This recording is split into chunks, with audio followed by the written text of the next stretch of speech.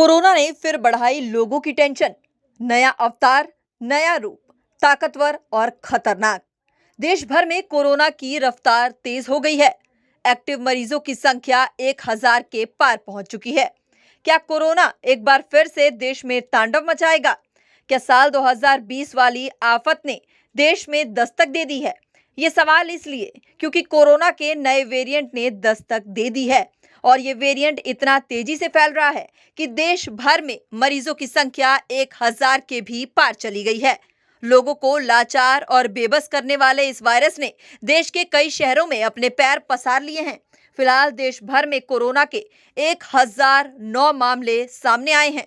इसमें केरल में 430, महाराष्ट्र में 209, दिल्ली में 104, गुजरात में 83, तमिलनाडु में 69, कर्नाटक में 47, राजस्थान में 15, पश्चिम बंगाल में 12 केस सामने आए हैं।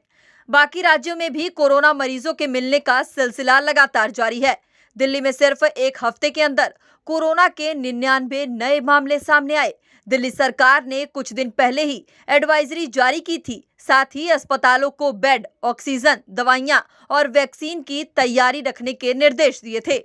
दिल्ली की सीएम रेखा गुप्ता का दावा है कि हालात कंट्रोल में हैं और घबराने की जरूरत नहीं है। उत्तर प्रदेश में भी कोरोना की दहशत देखने वाली है।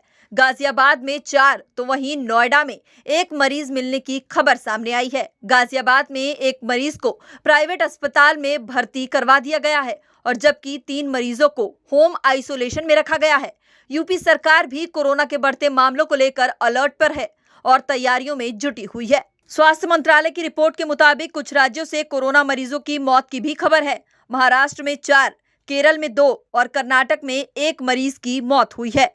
कोविड-19 एक ऐसा वायरस है जो साल 2019 में चीन के वुहान शहर से जन्मा और तेजी से दुनिया भर में फैल गया। साल 2020 तक इसने दुनिया के तमाम देशों में अपनी पहुंच बना ली थी। तब से लेकर अब तक इस वायरस ने कई बार अपने रूप बदले हैं। इस साल की शुरुआत में इसके 2 वेरिएंट दुनिया भर में फैल रहे हैं। पहला LP.8.1 और दूसरा वेरिएंट है XEC। भारत में कोरोना का JN.1 वेरिएंट देखा जा रहा है जो कि सब वेरिएंट ओमिक्रॉन से जुड़ा है। इस वेरिएंट के भी 2 रूप हैं। पहला LF.7 और दूसरा NB.1.8।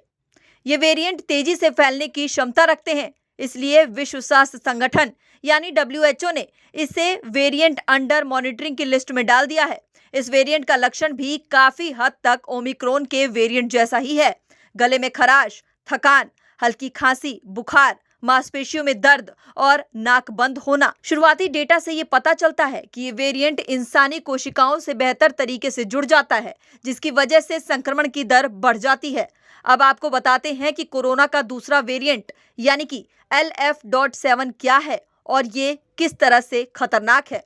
अब तक भारत में इस वेरिएंट के 8 मरीज मिले हैं। आमतौर पर इस वेरिएंट से पीड़ित मरीजों को हल्का बुखार हुआ है, जो शरीर के सामान्य तापमान से थोड़ा ही ऊपर रहता है।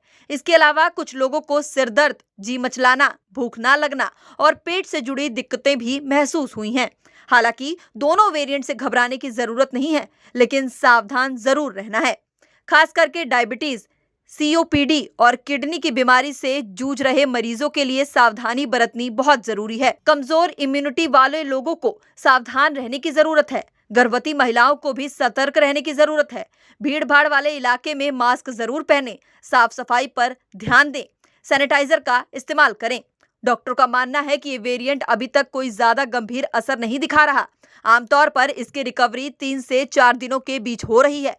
जब ये वायरस पहली बार आया था तब वो नया था, इसलिए ज्यादा खतरनाक था, लेकिन अब म्यूटेट होने से इसका स्ट्रेंथ भी कम हो गया है। इसके बावजूद लोगों को सावधान रहने की जरूरत है।